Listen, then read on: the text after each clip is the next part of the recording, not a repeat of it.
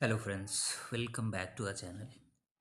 Last videos में हमने बहुत सारी बातें की थी और ये भी मैंने बताया था कि अगर मार्केट एक रिवर्सल लेता है तो वो 24,000 का एक रेजिस्टेंस फेस करेगा। अभी देखें तो कल ऑलमोस्ट 3%, 3.5% के आसपास ऊपर गया था। आज नेगेटिव क्लोज हुआ।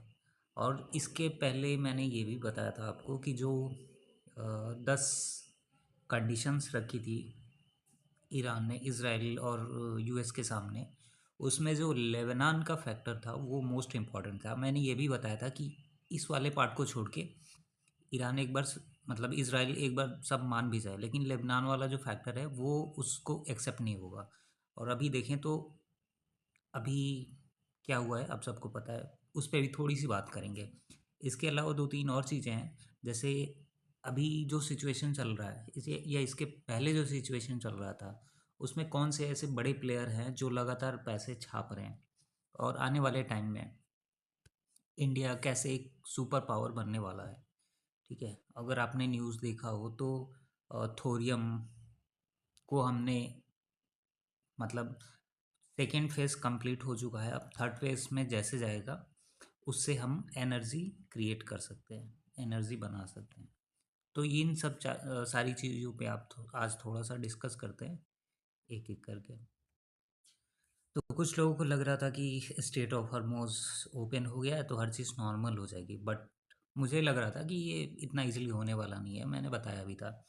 तो अभी देखें तो अभी रिसेंटली मतलब कल रात में इसराइल ने क्या किया है कि लेबनान के ऊपर अटैक किए हैं, और ऑलमोस्ट बहुत ज़्यादा मतलब बहुत एग्रेसिवली अटैक किया है और एक पूरी बिल्डिंग को गिरा दिया है, जिसमें ऑलमोस्ट 250 लोग मर चुके हैं और ऑलमोस्ट 1200 से लेके 1500 तक लोग उसमें घायल हैं या फिर दबे हुए हैं, ऐसे बताया जा रहा है।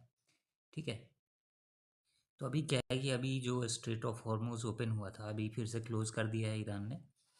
इसके अलावा जो मीडिएटर था, जो पाकिस्तान मीडिएटर बनने की कोशिश कर रहा था, उसको भर भर के गालियाँ मिल रही हैं। आज मतलब जो ईरान के लोग हैं वो भी गालियाँ दे रहे हैं, यूएस और बाकी कंट्री तो देती ही है।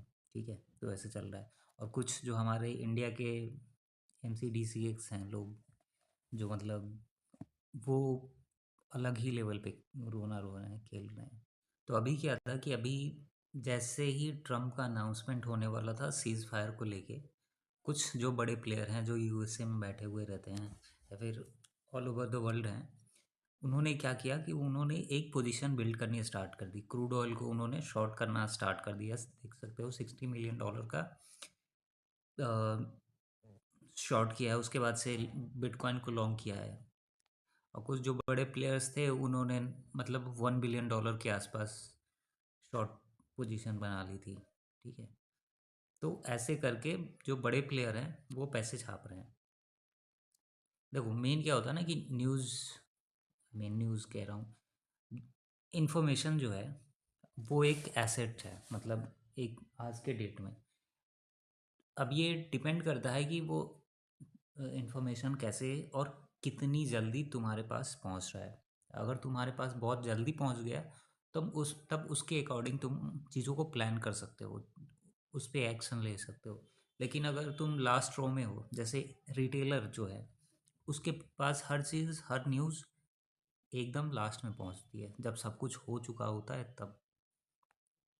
तो ईरान का भी ये मतलब स्टेटमेंट आया था, जो इनके कमांडर हैं, कि मतलब हिजबुल्ला पे या फिर लेबनान पे अगर कोई अटैक होता है तो वो हम उसको ये समझेंगे कि ये ईरान पे अटैक है, हम उसको पर्सनल ले लेंगे और फिर अटैक को हम उस पर रिटेलिएट करेंगे। तो इन सब चीज़ों को लेके देखो बेसिकली क्या है कि अगर आप इसराइल की हिस्ट्री देखोगे या फिर पिछले काफ़ी टाइम से अगर इसराइल के पॉलिटिक्स वगैरह को फॉलो फॉलो करते हो या फिर जैसे भी देखते हो हिस्ट्री वगैरह जो भी, तो आपको पता होगा कि लेबनान जो है हिजबुल्ला का मतलब गढ़ है। जैसे हमारे लिए हमारे आसपास जैसे पाकिस्तान है, पाकिस्तान टेररिज्म का एक हब है, वैसे ही सेम उसके लिए भी है। तो वो नहीं चाहता कि मतलब हिजबुल्ला एग्जिस्ट करे, क्योंकि जब तक हिजबुल्ला रहेगा टेररिज्म बढ़ते जाएगा, वो एक फियर में रहेगा। तो इस चीज़ को लेके इसराइल अटैक करता रहता है। बट देखते हैं कि आगे क्या हो सकता है। तो लास्ट टाइम जब मैंने बताया था कि उस टाइम क्या था कि निफ्टी ऑलमोस्ट 23,200 के आसपास था, 23,200 पे क्लोजिंग हुई थी। तो मैंने बताया था कि 24,000 को जो लेवल है वो एक बार फिर से रेजिस्टेंस की तरह काम करने वाला है। और कल के दिन देखें तो 24,000 के आसपास गया था, फिर उसके नीचे क्लोजिंग हुई थी। आज अगर देखें तो आज जो सीज़ फायर है वो वायलेट हुआ। इस रीज़न से आज हमें नेगेटिव मार्केट था ऑलमोस्ट, और ओपनिंग भी नेगेटिव हुई। उसके बाद से जो क्लोजिंग हुई है वो भी ऑलमोस्ट 23,800 के नीचे हुई है, 23,760 के आसपास लो गया था, ऑलमोस्ट 23,700 का। तो बेसिकली क्या होता है कि देखो, जब भी इतना बड़ा कैप डाउन ओपन होता है ना मार्केट में, तो वो एक बार फिल करने के लिए आता ही आता है, ठीक है। अब ये डिपेंड करता है कि वो कितने टाइम में फिल करेगा। ये जो गैप डाउन हुआ था, ठीक है, तो गैप डाउन फिल करने के लिए आएगा ही आएगा। अगर हम थोड़ा सा इसमें, तो ये जो रिकवरी थी बेसिकली, ये एक तरीके से अगर आप देखोगे यहाँ से तो बहुत पैटर्न बने, ठीक है।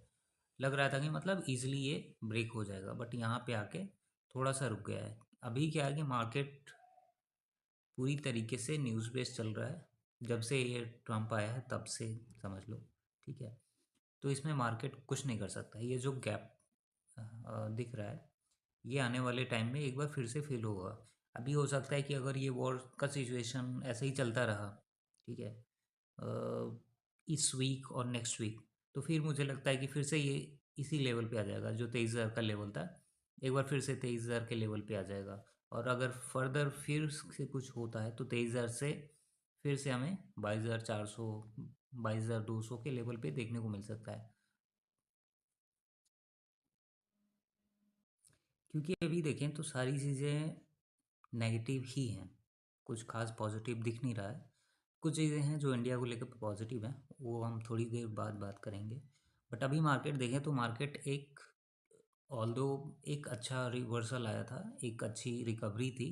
बट वो क्या होता है बेसिकली, कि इसके पहले भी मैंने बहुत बार शेयर किया है। तो लेट्स, तो क्या होता है कि जैसे मार्केट सपोज़ 24,000 चली गई, ठीक है, या फिर 23,700 पे लेते हैं, और यहाँ से एक इवेंट, एक न्यूज़ निकल के आए फिर से, एग्जांपल ले रहा हूँ कि सीज़ फायर हो गया, इसराइल और जो यूएस है वो फिर से एग्री हो गए कि मतलब वॉर नहीं होगा, और उनके अकॉर्डिंग ही सारी चीज़ें होंगी। तो दोनों पार्टीज़ म्यूचुअली एग्री हो गए किसी हर चीज़ को लेके, ठीक है। तो ऐसे में क्या होगा कि मार्केट जब ओपन होगी ना तो 25,000, 25,200 के आसपास ओपन हो जाएगी। तो क्या होगा कि फिर से एक बार ये इतना बड़ा एक गैप क्रिएट हो जाएगा। और जब भी कोई गैप क्रिएट होता है तो इन फ्यूचर उस गैप को फिल करने के लिए मार्केट आती है, ठीक है। तो सेम चीज़ यहाँ पे हुआ था, और सेम चीज़ अभी क्या होगा कि अभी मार्केट इस गैप को फिल करने के लिए इजीली आएगी। तो एक बार मार्केट आपको दिखेगा कि मतलब 23,150, 23,200 के रेंज में एक बार फिर से दिख जाएगी। ये इस वीक दिखे या फिर आने वाली वीक में दिखे। इस वीक तो पॉसिबल कम है क्योंकि अभी एक दिन ही बचा हुआ है। तो नेक्स्ट वीक हम में हमें 23,200 पे इजीली दिख जाएगा मार्केट। अगर मार्केट, अभी क्या है कि इतनी ज़्यादा अनसर्टेनिटीज़ है, उसके बाद से ये गैप अप ओपन, इतना बड़ा गैप फिल करने आएगी। तो अगर 23,000, 23,200 का जो लेवल है, अगर वहाँ से ब्रेकआउट मिलता है नीचे की साइड में, तो फिर हमें 22,400 का लेवल फिर से देखने को मिल सकता है। तो अपने लिए दो सपोर्ट हैं, एक ये है 22,150, 200 का, और फिर नेक्स्ट लेवल निकल के आता है 22,400 का, ठीक है, दो लेवल। अगर मैं रेजिस्टेंस मार्क करूँ तो रेजिस्टेंस अपना 24,000 का पहला रहेगा, और फिर रहेगा दूसरा अपना 24,800 का, ठीक है। मैं नेक्स्ट वीक के लिए ये बोल रहा हूँ, ठीक है। तो नेक्स्ट वीक के लिए हमारे पास दो रेजिस्टेंस हैं, एक 24,000, 24,800, और सपोर्ट की मैं बात करूँ तो 23,150 और 23,000 का लेवल है। तो अभी रिसेंटली अगर आपने न्यूज़ देखा हो तो रिसेंटली क्या है कि थ्योरियम कलपकम करके एक जगह है, तो वहाँ पे ये बहुत टाइम पहले से चल रहा था, ठीक है, कि थ्योरियम को एक न्यूक्लियर एनर्जी में कैसे कन्वर्ट किया जाए। तो मैं भी काफ़ी टाइम से, मतलब काफ़ी टाइम तो नहीं, मतलब बेसिकली क्या है कि जब भी न्यूक्लियर या यूरेनियम या फिर ऐसे किसी की चीज़ का मतलब डिस्कशन होता है ना, तो थोड़ा सा इंटरेस्ट बढ़ता है। ठीक है, अगर आपको डिटेल में डेप्थ में किसी एक्सपर्ट से चाहिए होगा नॉलेज, तो उसके लिए आप सृजन कलाम करके एक यूट्यूब चैनल है, वो देख सकते हो। काफ़ी इंटरेस्टिंग है और हर चीज़ काफ़ी डिटेल में बताया उन्होंने। बेसिकली वो इंसान आईआईएम से गोल्ड मेडलिस्ट है, प्लस एपीजे अब्दुल कलाम आज़ाद के साथ उन्होंने काम किया हुआ है। तो मैं उनको मतलब काफ़ी टाइम से फॉलो कर रहा हूँ। ठीक है, तो ऐसे में अ, क्या है कि अभी इंडिया इंडिया के पास बेसिकली जो थोरियम है वो 25% ऑफ मतलब ग्लोबल शेयर है। ठीक है, इतना हमारे पास थोरियम है। और थोरियम एक सोर्स ऑफ एनर्जी की तरह हम ट्रीट कर सकेंगे, क्योंकि बेसिकली क्या होता है कि 3 पार्ट्स में उसको फ्यूज़न किया जाता है। तो फर्स्ट पार्ट कंप्लीट हो गया था, सेकेंड पार्ट अभी रिसेंटली कंप्लीट हुआ है, जिसमें हमारे प्राइम मिनिस्टर भी गए थे वहाँ पे। अभी थर्ड पार्ट होने जा रहा है। थर्ड पार्ट कंप्लीट होने के बाद से क्या होगा कि इंडिया जो है अ, वो मतलब एक तरीके से न्यूक्लियर एनर्जी बन जाएगा, एक तरीके से सुपर पावर बन जाएगा। क्योंकि बेसिकली क्या है कि फॉर एग्ज़ाम्पल अगर किसी प्लांट को चलाने के लिए समझ लो कि मतलब 1 लाख टन कोयले की ज़रूरत पड़ती थी, वहाँ पे यूरेनियम 500 केजी में हो जाता है यूरेनियम से।